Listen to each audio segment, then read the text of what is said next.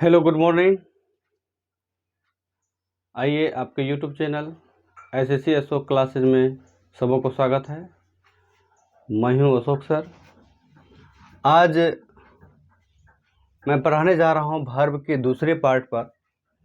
इससे पहले हमने वर्ब के फर्स्ट पार्ट पर हमने चर्चा कर दिया था, जिसमें मैंने डिस्कस किया था कि वर्ब है क्या, वर्ब को हम कैसे पहचानें। जिस तरह से किसी मनुष्य का पहचान होता है, ये मार्कर है, मार्कर का पहचान होता है, तो उसी तरह से हम वर्ब को कैसे पहचानें, वर्ब होता है क्या, उस पर मैंने पूरी तरह से अच्छी तरह से डिटेल्स बताया है। और उसको अगर जो नहीं देखे हैं उसको जाकर आप देख लें, है ना। कंसेप्ट ऑफ वर्ब मैंने उसका टाइटल दिया है, और उसे आप देख लेंगे तो आपको ये आसानी से और समझ में आएगा। समझ में ये भी आएगा, लेकिन उसे देख लेते हैं तो ये बहुत ही आसानी से समझ में आएगा, है ना। चलिए आज हम डिस्कस करेंगे वर्ब के दूसरे पार्ट पर, है ना। इसका आपको हिंदी पता ही है, क्रिया होता है। क्या होता है? क्रिया होता है। मैं बिल्कुल स्थिर से लिख रहा हूँ, है ना। आप इसे धीरे धीरे सोचें। देखिए, वर्ब जो है, मैंने डिस्कस किया था कि वर्ब जो है सेंटेंस का क्या है, आत्मा है। इससे पहले वाले वीडियो में डिस्कस कर दिया था वर्ब क्या है, सेंटेंस का आत्मा है। और वर्ब में अगर शरीर में अगर आत्मा ना हो तो शरीर का कोई महत्व नहीं होता। उसी तरह से सेंटेंस में वर्ब नहीं है तो उस सेंटेंस का कोई महत्व नहीं होगा, सेंटेंस नहीं बनेगा। इसीलिए हमने वर्ब के बारे में पहले वीडियो में हमने डिस्कस अच्छी तरह से कर दिया है। आइए वर्ब के दूसरे पार्ट में इसके अदर फॉर्म के बारे में हम जानकारी हासिल करते हैं, ठीक है ना। और बिना माइंड में प्रेशर लिए हुए इसे पढ़िए, समझ में आएगा। चलिए, इसके दो पार्ट मेनली मैं लिख रहा हूं यहाँ पर। फर्स्ट पार्ट जो होगा वह जो होगा हेल्पिंग वर्ब होगा। कौन वर्ब होगा?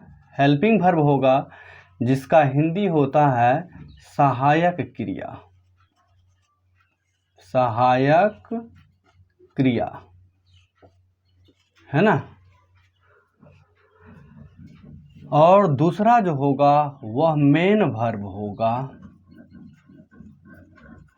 जिसका हिंदी होता है प्रधान क्रिया। प्रधान क्रिया या मुख्य क्रिया। मुख्य क्रिया, है ना। अब देखिए, इसका नाम हम लिख रहे हैं शॉर्ट में HV। किसी जगह अगर HV लिखा रहेगा तो आप समझ जाइएगा हेल्पिंग वर्ब लिखा हुआ है। किसी जगह MV अगर लिखा रहेगा तो समझ जाइएगा क्या है, MV है ना। चलिए, अब देखिए थोड़ा सा आप डिस्कस कर देते हैं। क्रिया कहते हैं जैसे किसी काम को करना या होना समझा जाए, है ना। किसी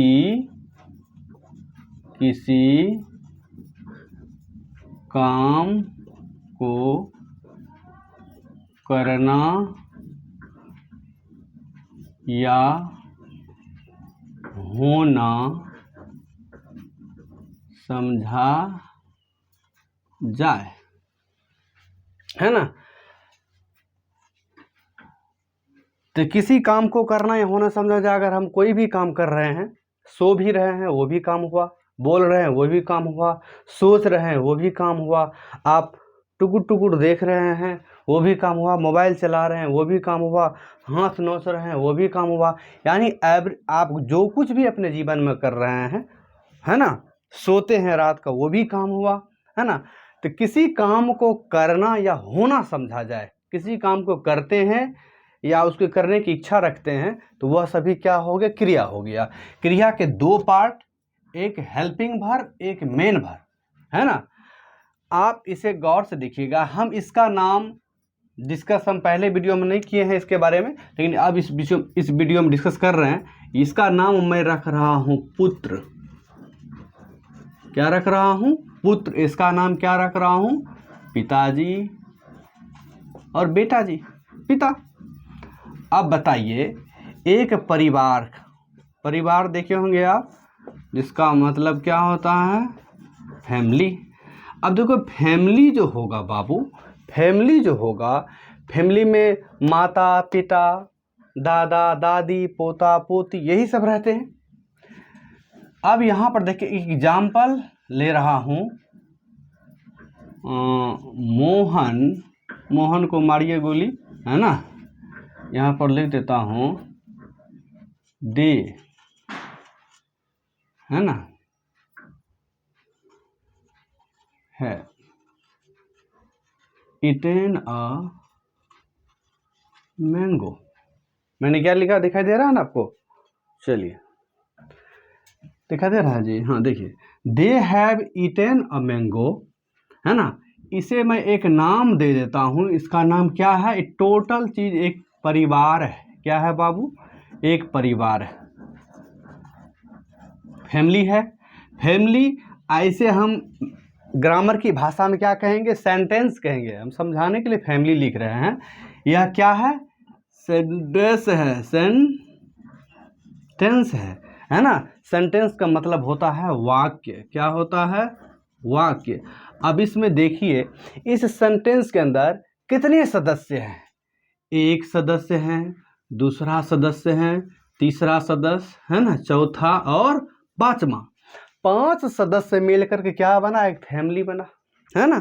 और इस फैमिली को हम क्या कहते हैं? सेंटेंस कहते हैं। इस फैमिली को क्या कहते हैं? अब सेंटेंस कहते हैं। आप देखिए इसे पिता और पुत्र मान लेता हूं। इस सेंटेंस में जो वर्ब है, वह वर्ब क्या है? फादर है। वह वर्ब क्या है? फादर है। और हैव का नाम मैंने क्या रखा? सन। क्या रखा? सन रखा है ना। फादर है और सन है। इस सेंटेंस में ये क्या होगा? मेन वर्ब होगा और यह हेल्पिंग वर्ब होगा। यह क्या होगा बाबू? मेन वर्ब होगा और यह जो होगा यह एच भी होगा। क्या होगा? यह एच भी होगा। अब क्यों होगा एच भी, इस पर हम डिस्कस कर देते हैं। जिस तरह से आप अपने घर में रहते हैं, उस घर में आपके पिताजी हैं, तो घर का मालिक कौन कहलाएगा? उनके बिना परिवार नहीं चल सकता है, तो घर का मालिक कौन कहलाएगा? आपके फादर कहलाएंगे, है ना। तो वो फादर क्या होंगे? मेन वर्ब होंगे। अब आप देखिए, जब आपके पिताजी दिल्ली चले गए हो, लंदन चले गए हो, किसी जगह अचानक बस उनको जाना हो जाता है, तो उस वक्त घर पर तो कोई नहीं रहता है। उस वक्त घर में जो रहेगा, तो सर्वे सर्वा घर का मालिक कौन होगा? उनका बेटा ही होगा। यानी जो पिताजी जो वर्क देख रहे थे, जो काम हो रहा था उनके द्वारा, अब वह काम कौन कर रहा है? उनका बेटा कर रहा है। तो मेन वर्ब कौन हो जाएगा तब? हाँ, इस दोनों में आप जो पढ़ेंगे अभी, the difference between helping verb और मेन वर्ब। हेल्पिंग वर्ब और मेन वर्ब का आप अंतर समझेंगे, है ना। अब देखिए इसके बीच में अंतर मैं कहूँगा ये छोटा है, ये बड़ा है ना। तो हेल्पिंग वर्ब और मेन वर्ब का आप अंतर समझेंगे। एक एग्जांपल और लेता हूँ, है ना। यू हैव अ पेन, है ना। अब देखिए क्या है, कहता आपके पास क्या है? कलम है। आपके पास क्या है? कलम है। You have a pen, you have a pen. आपके पास क्या है? कलम है। अब यहाँ देखिए हैव जो है, यह बेचारा अकेले आ गया, है ना। अब क्या हो जाएगा? यह हेल्पिंग वर्ब हो जाएगा। ऐसे समझिए जब आपके पिताजी के साथ आप कभी बाजार गए होंगे, आपके पिताजी झोला लेकर सब्जी ले रहे हैं बाजार में, तो आप उनके क्या है? एक हेल्पर हैं। झोला आप लिए हुए हैं, पिताजी सब्जी खरीद करके दे रहे हैं, बेटा ये लो, बेटा ये लो, है ना। जब आपके पिताजी उसमें दे रहे हैं, तो आप क्या कर रहे हैं? पिताजी को मदद कर रहे हैं, हेल्प का काम कर रहे हैं। जब आप खुद गए हैं बाजार, तो खुद ही ना आप कहलाइएगा मेन वर्ब। इस जगह क्या कहलाइएगा? हेल्पिंग वर्ब ना कहला करके क्या कहलाइएगा? Main verb कहलाइएगा। ठीक है ना। तो हेल्पिंग वर्ब और मेन वर्ब, ये जो है, ये हेल्पिंग वर्ब मेन वर्ब हो सकता है ना। ये जो है हेल्पिंग वर्ब भी है और मेन वर्ब भी है। और यह जो है ओनली मेन वर्ब रहेगा, ये कभी भी हेल्पिंग वर्ब नहीं हो सकता है। पिता पिता हो सकता है, पिता कभी बेटा नहीं हो सकता है। ठीक है ना, ठीक है ना। तो हेल्पिंग वर्ब है, मेन वर्ब हो सकता है प्रयोग के आधार पे। किसके आधार पे? प्रयोग के आधार पे, है ना। और यह कभी भी मेन वर्ब जो है हेल्पिंग वर्ब नहीं होगा। चलिए, तो हम इस पर डिस्कस कर लेते हैं कि हेल्पिंग वर्ब भैया कौन कौन सा है। आपको समझ में आ रहा है ना। चलिए, तो हेल्पिंग वर्ब कौन कौन सा होगा और मेन वर्ब कौन कौन सा होगा, ठीक है ना। इस पर बाबू हम डिस्कस करते हैं। इसको अगर समझ गए होंगे तो अच्छी बात है, नहीं समझे हैं तो गौर से सोचिए और हमें कमेंट बॉक्स में ज़रूर बताइए, है ना। मैं कोशिश करूँगा आप सबों को संतुष्ट करने का, ठीक है ना।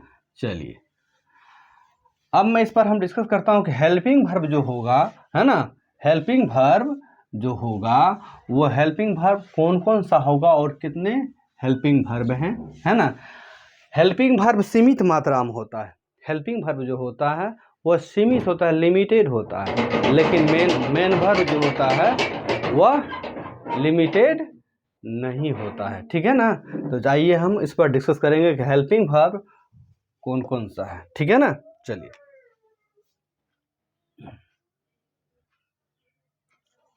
Is, am, are, was, were. Is, am, are, was, were, has, have, had, do, does,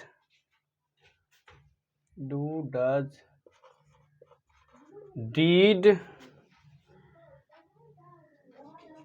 be, been, B-E-I-N-G, being, है ना। बीइंग के बारे में समझ में आ गया आपको। चलिए,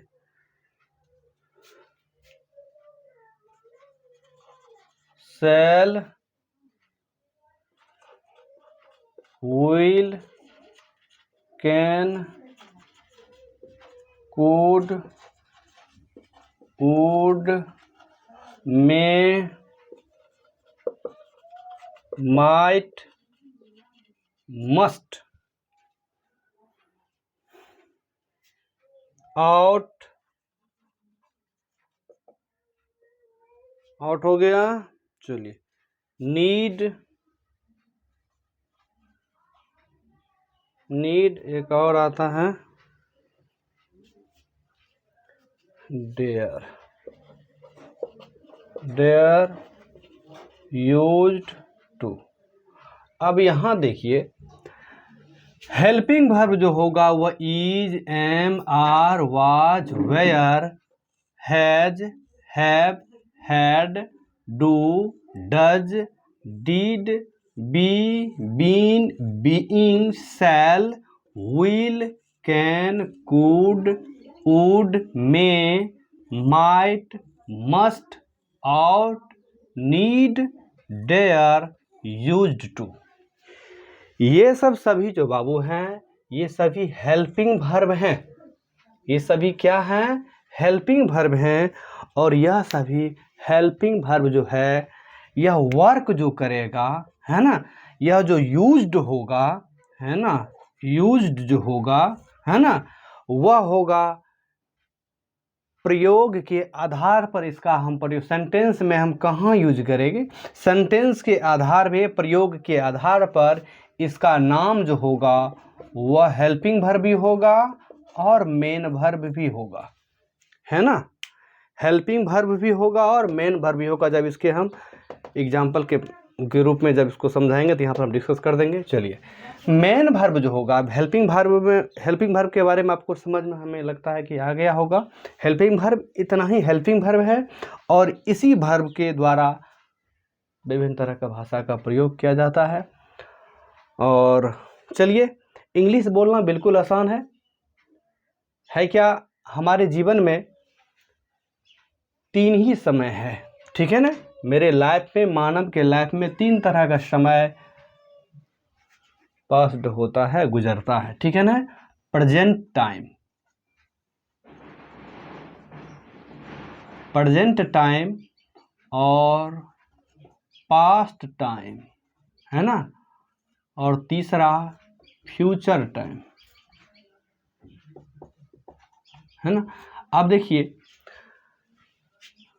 है ना, हमारे जीवन में, सभी के जीवन में यही तीनों समय गुजरता है। प्रेजेंट यानी वर्तमान समय, यानी वर्तमान समय जो होता है, जो चल रहा होता है, वह उसके जीवन में गुजरता है। उस समय को कहा जाता है प्रेजेंट टाइम, है ना। जो टाइम हमारे जीवन से गुजर चुका है, बचपन मेरे जीवन से चला गया, अब दोबारा वापस नहीं आ सकता है ना। तो वह समय जो कहलाएगा, जो बीता हुआ समय जो होगा, वह पास्ट टाइम कहलाएगा, ठीक है ना। और आने वाला जो समय होगा वह फ्यूचर टाइम कहलाएगा।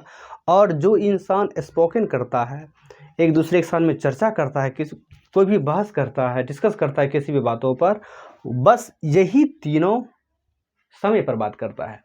या तो प्रेजेंट की बात करता होगा, या तो पास्ट की बात करता होगा, या तो फ्यूचर की बात करता होगा, ठीक है ना। तो ये सब पढ़ाने के बाद मैं इस टेंस, ये टेंस, इस पर मैं चर्चा करूँगा, वॉइस पर चर्चा करूँगा।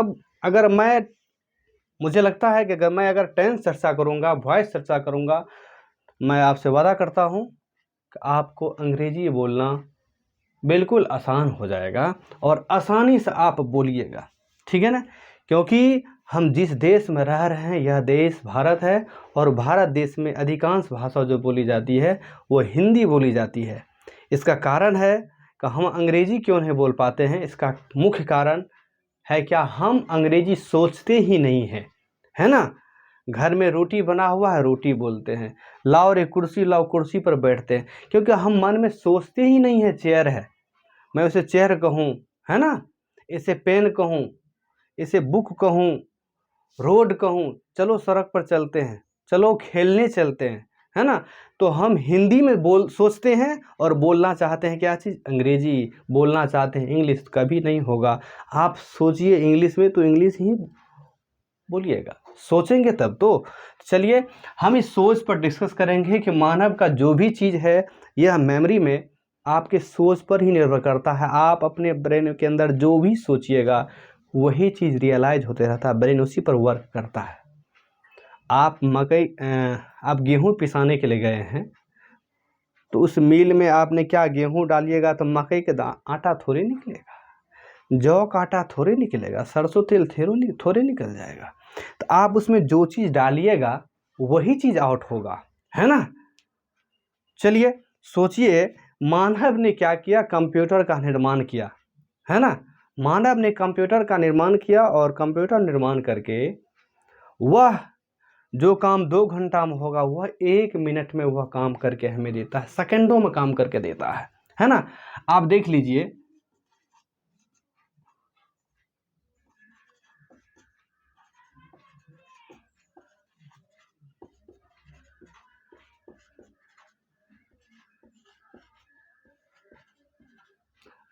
मैं कहूँगा इसे जोड़िए, इसे जोड़ने में आपको समय लग जाएगा, लेकिन आपने कंप्यूटर के कीबोर्ड पर यह प्रेस किया तो क्या होगा, सेकेंडों में इसका आंसर आपको आ जाएगा।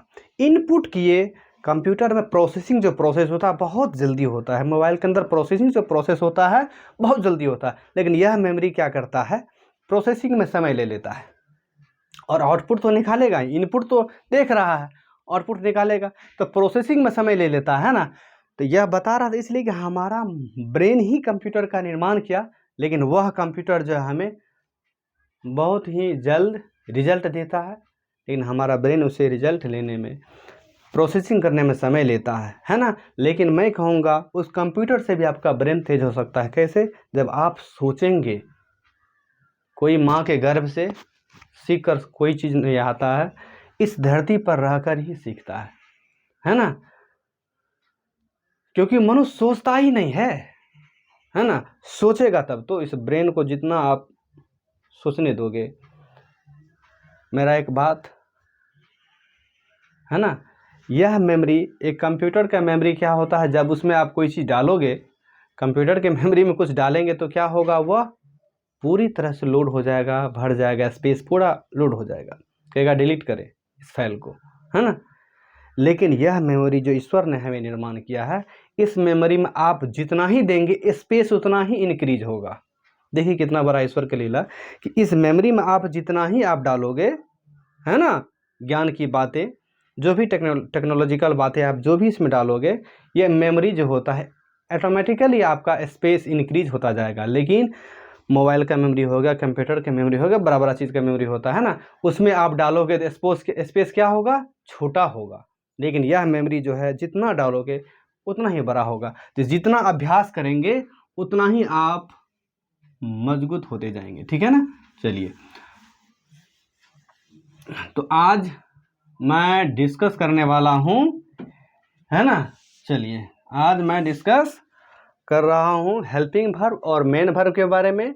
हेल्पिंग वर्ब जो है मैंने बता दिया इसके बारे में। अब मेन वर्ब के बारे में थोड़ा देख लीजिए, है ना। अब देखिए मेन वर्ब जो होगा वह बाबू इसका कैसे पहचान होगा। इसका पहचान होगा हिंदी शब्द के अंत में, किसी भी हिंदी शब्द के अंत में क्या लगा रहेगा, ना। इसे गौर से देखिए, किसी भी हिंदी शब्द के अंत में ना लगा रहेगा। किसी भी हिंदी शब्द के अंत में क्या लगा रहेगा, ना। और किसको छोड़ करके, जो संज्ञा शब्द होगा। अब कहेंगे सर हम संज्ञा शब्द नहीं जानते हैं, तो संज्ञा शब्द को जान लीजिए। जो आँखों के सामने है आपके, जो आँखों के सामने हो और ना भी हो, जिसे आप आँख से देख सकते हैं, जिसे आप अनुभव कर सकते हैं, फील कर सकते हैं, वो सभी चीज़ क्या है, नॉन है। यानी उसका नाम दिया, संज्ञा दिया। उसका क्या नाम दिया है, संज्ञा दिया है। तो जो संज्ञा शब्द होगा, अब आँखों के सामने आपको कौन कौन चीज़ है, दुनिया है आपको आपके आंखें के सामने, ठीक है ना। उस दुनिया में आपको क्या क्या चीज़ नज़र आ रहा है। जो नॉन शब्द होगा, जो संज्ञा शब्द होगा, उसको छोड़ करके, है ना, उसे छोड़ करके। तो बताइए संज्ञा शब्द क्या होगा, दाना। दाना मतलब क्या होता है, कोई अनाज, है ना। दीवाना, है ना, वह क्या होता है, किसी व्यक्ति विशेष का नाम है, किसी पर्सन का नाम है, दीवाना, है ना। अब मैं कहूँगा खजाना, खजाना लगता है कि कोई चीज़ उसमें रखा हुआ है ना, सोना चांदी निकल रहा उसमें से, है ना। खजाना, ये सभी जो वर्ड है इस सबको छोड़ करके नाना, है ना।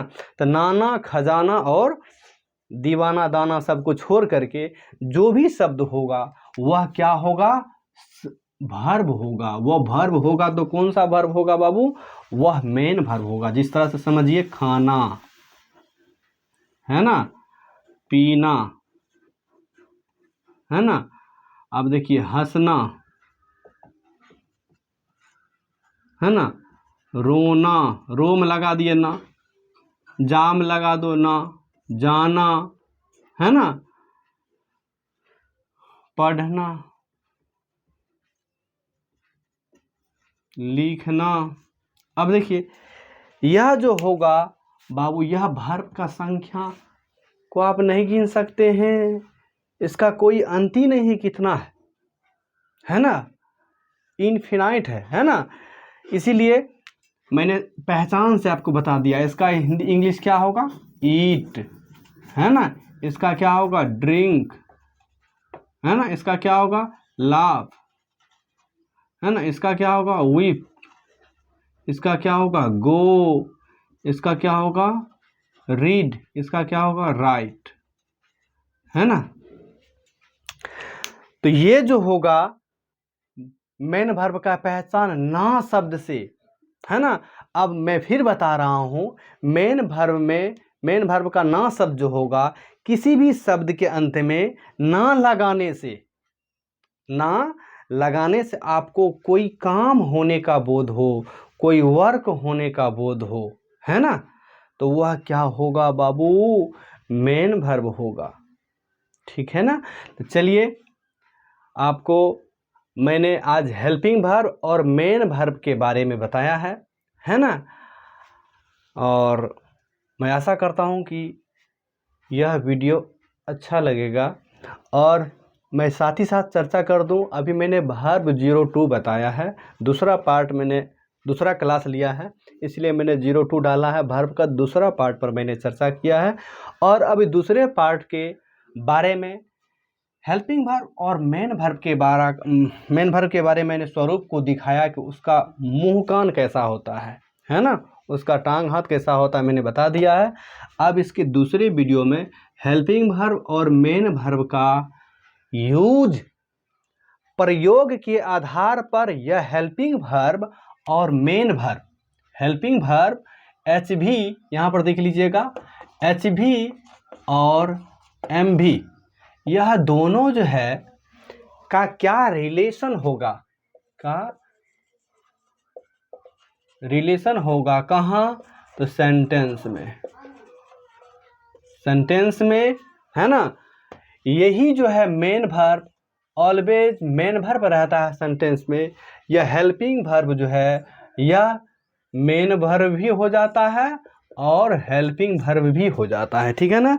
तो इस पर मैं डिस्कस बाबू करूँगा, आप इसे थोड़ा सा याद कर लीजिएगा, ब्रेन में रिमाइंड कर लीजिएगा, ताकि आगे जो वीडियो मैं बनाऊँगा है ना, हेल्पिंग वर्ब और मेन वर्ब के यूज का प्रयोग बताऊँगा कैसे यूज किया जाता है, तो आपको आसानी से समझ में आएगा, ठीक है।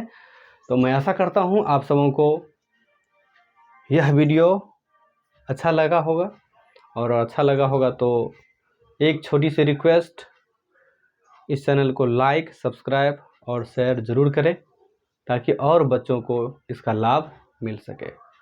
Thanks for watching.